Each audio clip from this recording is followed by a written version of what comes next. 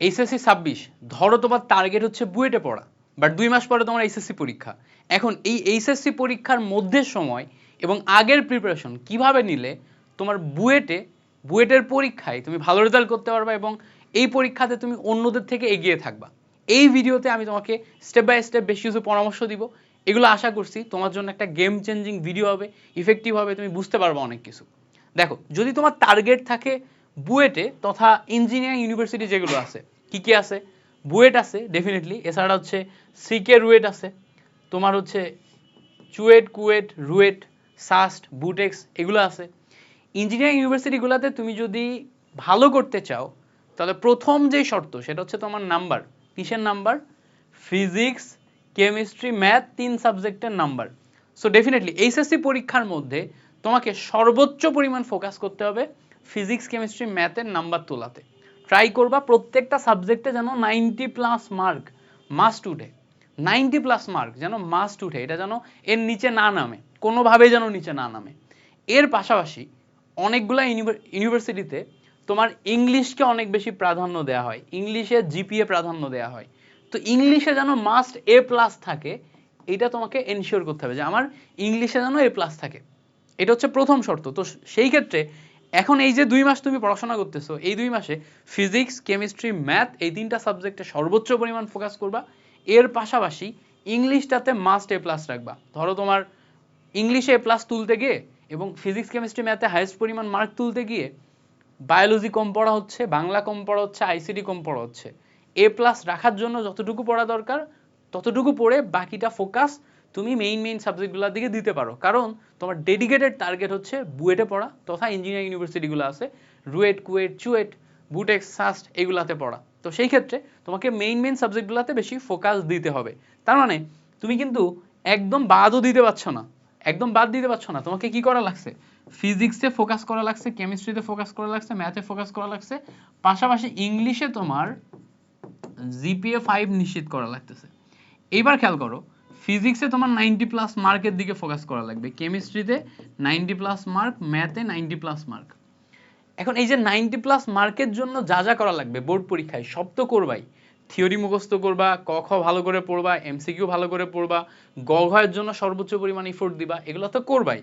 But কয়েকটা জায়গাতে একটু বেশি ফোকাস করতে হবে। যেমন দেখো, ম্যাথের ক্ষেত্রে যে সমস্ত ম্যাথ তুমি প্র্যাকটিস করবা, যে সমস্ত ম্যাথ তুমি প্র্যাকটিস করবা, বিশেষ করে বোর্ডে আসা ম্যাথগুলা, এগুলা সবসময় ম্যাথগুলা করার সময়, প্র্যাকটিস করার সময় সবসময় ট্রাই করবা এই ম্যাথ প্র্যাকটিস যেন এমন হয়, আই রিপিট, ম্যাথ প্র্যাকটিস যেন এমন হয় যে এক একটা ম্যাথ তোমাকে খাতা কলমে লিখে লিখে প্র্যাকটিস করা থাকে হচ্ছে 5 থেকে 7 বার, 5 থেকে 7 বার নিজে নিজে সলভ করা থাকে। সব যদি নাও করতে পারো বোর্ডের ম্যাথগুলো অন্তত, এবং এই ম্যাথগুলো করার সময় জাস্ট খেয়াল করবা তুমি স্টেপ জাম্প করে করে করতে পারতেছো কিনা, মানে বেসিক প্র্যাকটিস, এরপরে সিকিউ এমসিকিউ তো করতেছো, ওই সময় বোর্ডে আসা যে সমস্ত ম্যাথগুলা করতেছো এই ম্যাথগুলা 5 থেকে 7 বার তুমি নিজে লিখে লিখে প্র্যাকটিস করবা, প্রত্যেকটা ধাপ লিখে লিখে প্র্যাকটিস করবে এবং দেখবা যে জাম্প করে করে দ্রুত ক্যালকুলেশন করার যে প্রক্রিয়া এটা তোমার মাথায় অ্যাডজাস্ট করতেছে কিনা। এই জিনিসটা যদি ম্যাথ করার সময় একটু খেয়াল রেখে করো, এটা তোমাকে অ্যাডমিশনের সময় যে কি পরিমাণ হেল্প করবে আমি তোমাকে বলে বোঝাতে পারবো না। কেন? কারণ হচ্ছে অ্যাডমিশনে যে তোমার বুয়েটের এক্সামে ম্যাথের জন্য যেইটুকু পরিমাণ জায়গা থাকবে, এই জায়গার মধ্যে পুরা ম্যাথটা সলভ করে আসতে গেলে তোমাকে জাম্প করে করে করা লাগবে, ফুলটা তুমি করতে পারবে না, জাম্প করে করে করা লাগবে, স্টেপ জাম্প করা লাগবে, স্টেপ জাম্প করা লাগবে। তো সেই ক্ষেত্রে যদি তুমি আগে থেকে মেন্টালি এই জিনিসটা ম্যাথ করার সময় প্রিপারেশন নিতে পারো, তাহলে তুমি অ্যাডমিশনের প্রিপারেশন নিতে অনেকটা এগিয়ে থাকবা। তাহলে এইটা একটা পয়েন্ট। এবার খেয়াল করো, অ্যাডমিশনের প্রিপারেশনে যে ম্যাথগুলা করবা আর নর্মাল যে ম্যাথগুলা করবা, দুইটা কিন্তু সেমই ম্যাথ। বোর্ডের ম্যাথগুলা তোমার যদি বোর্ডেই খুব ভালো মতো রিভিশন থাকে, ভালো মতো মানে একদম টপ লেভেলের রিভিশন যদি থাকে, তো টপ লেভেলের রিভিশন মানে কি, বোর্ড পরীক্ষার সময় একবার কিন্তু খুব ভালো মতো রিভিশন হয়ে যাচ্ছে, তখন অ্যাডমিশন টাইমের যখন তুমি আবার হচ্ছে যে প্রিপারেশন নিচ্ছ, ওই সময় বোর্ডে আসা ম্যাথগুলো নিয়ে তোমার আলাদা করে পেইন খাওয়া লাগতেছে না, তুমি জাস্ট এক্সট্রা যতটুকু লাগবে ততটুকু পড়লেই হবে। বাট তুমি চিন্তা করো অ্যাডমিশনের টাইমে যে তোমার বোর্ডের ম্যাথ নিয়েও পেইন খাওয়া লাগতেছে, আবার অ্যাডমিশনের জন্য এক্সট্রা যা যা লাগবে সব নিয়ে পেইন খাওয়া লাগতেছে, তখন কিন্তু তোমার জন্য প্রিপারেশনটা কঠিন হয়ে যাবে। এই জন্য বোর্ডের টাইমে যখন তুমি ফুল বইটা বোর্ডের জন্য রিভিশন দিচ্ছ, ওই সময় যদি তুমি বুয়েটের জন্য ওই প্যাটার্নে থিঙ্কিং করতে শিখে যাও, প্র্যাকটিস করতে শিখে যাও, তুমি হিউজ পরিমাণে এগিয়ে থাকবা। এটা হচ্ছে ম্যাথের জন্য। তো বোর্ডের জন্য তো শুধু বোর্ডের ম্যাথই করবা, ম্যাথ সাবজেক্টে ওই সময় ট্রাই করবা একটু দ্রুত চিন্তা করতে, স্কিপ করে করে চিন্তা করতে পারো কিনা, ঠিক আছে, বা একটু ফাস্ট চিন্তা করতে পারো কিনা, আর প্র্যাকটিসগুলো বেশি করবা। আরেকটা পয়েন্ট এখানে গুরুত্বপূর্ণ, ম্যাথগুলা করার সময় ম্যাথের প্রশ্নর দিকে খেয়াল করবা। অনেক ক্ষেত্রে এমন হবে ম্যাথ তুমি 300 400 500 ম্যাথ করে ফেলবা, তো এত প্রশ্ন, কোন ম্যাথটার অ্যাপ্রোচ কি, কোনটার প্রসেস কি, এটা তোমার মনে থাকবে না। সো মনে থাকবে না, ওই মনে রাখার জন্য তোমাকে প্রশ্নর সাথে সাথে উত্তরটা যদি কম্বাইন করতে পারো তাহলে তোমার মনে থাকবে ইজিলি। অর্থাৎ সবসময় ম্যাথটা করার সময় ম্যাথটার প্রশ্নটা কি সেটা যদি বারবার প্র্যাকটিস করে প্রশ্নটা মনে থাকে, তাহলে দেখবো ওর সাথে উত্তরটাও খুব সুন্দর মতো তুমি ধাপে ধাপে করতে পারবা। তো এই জন্য আমি সবসময় যেটা করি, ম্যাথ প্র্যাকটিসের সময় ম্যাথের প্রশ্নটাও বারবার প্র্যাকটিস করি, প্রশ্নটাও বারবার প্র্যাকটিস করি। এতে প্রশ্ন প্লাস উত্তর দুইটার প্রসেস আমি ইজিলি মিলাইতে পারি, আমার সিস্টেমগুলো মাথার মধ্যে দ্রুত ক্যাচ করে। এবার আসো আমরা একটু ফিজিক্সের দিকে যাই। ফিজিক্সে ডেফিনেটলি আমাদের বোর্ডে ভালো মার্ক তোলার জন্য ক খ প্র্যাকটিস করতে হবে, এমসিকিউ প্র্যাকটিস করতে হবে, ক খ প্র্যাকটিস করতে হবে, গ ঘ প্র্যাকটিস করতে হবে।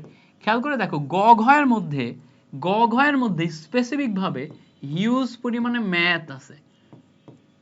বুয়েটে যখন তুমি প্রিপারেশন নিবা, বুয়েটে যখন তুমি পরীক্ষা দিবা, ইঞ্জিনিয়ারিং যখন তুমি পরীক্ষা দিবা, দেখবা এমসিকিউ ক খ এই রিলেটেড খুব কমই জিনিসপত্র আসছে। ম্যাক্সিমামই গ ঘয়ের ম্যাথগুলা পরীক্ষায় চলে আসছে, ম্যাক্সিমামই গ ঘয়ের ম্যাথগুলা চলে আসছে। তো সেই ক্ষেত্রে এই সব প্রিপারেশন নেওয়ার সময় বোর্ডের জন্য তুমি যত গ ঘ করবা, এই গ ঘ ক্যালকুলেশনগুলা বেশি বেশি ফোকাস করবা, গ ঘ ক্যালকুলেশনে বেশি বেশি ফোকাস করবা, গ ঘ প্রশ্নগুলোর দিকে বেশি বেশি ফোকাস করবা, অ্যাপ্রোচগুলোর দিকে বেশি বেশি ফোকাস করবা। এটাই তোমাকে বুয়েটের এক্সামে আগায় রাখবে। এই যে বুয়েটের ফিজিক্সে এটাই তোমার আগায় রাখবে, কারণ এই গ ঘ গুলাই তোমার বুয়েটে আসবে।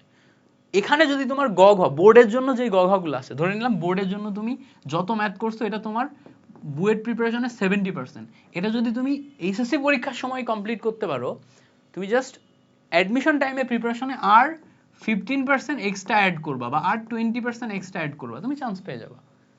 জাস্ট সিম্পল এইটুকুই।